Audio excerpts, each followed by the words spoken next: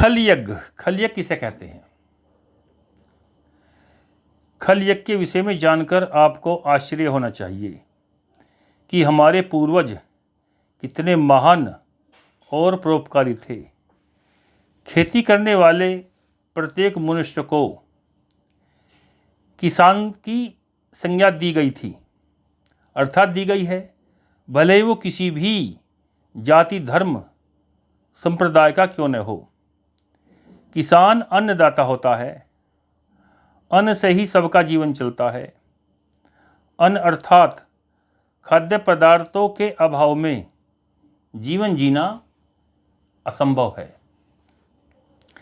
किसान के द्वारा कृषि कार्यों के करने पर बहुत से जीव कीड़े मकोड़े अनायास ही मर जाते हैं।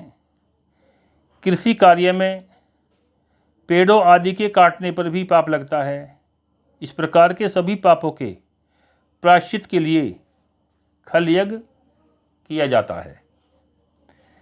खेती तैयार हो जाने पर किसान खलिहान में अन्न का संस्कार करके शुद्ध अन्न एकत्रित करके सभी का हिस्सा अर्थात भाग निकालता था। या यूँ भी कह सकते हैं कि किसान सभी को अन्न का वितरण करता था। इस प्रकार सर्वप्रथम अन्न राशि से सुपात्र ब्राह्मण को अन्नदान किया जाता था।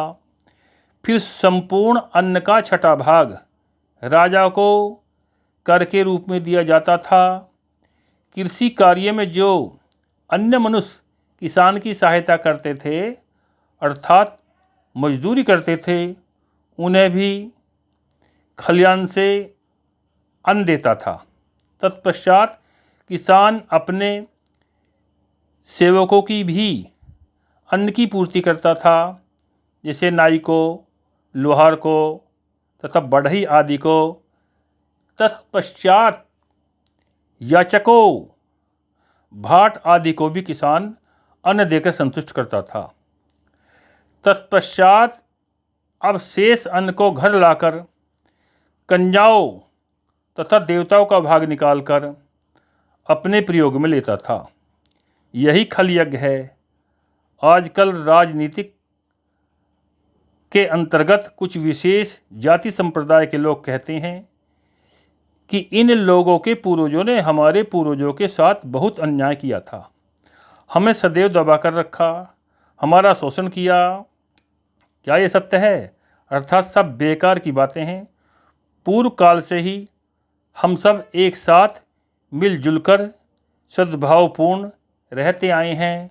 सुख दुख जीने मरने में सदैव हमने सबका साथ निभाया है। अतः किसान प्राचीन काल से ही सभी के हितैषी रहे हैं। जय जय श्री सीताराम।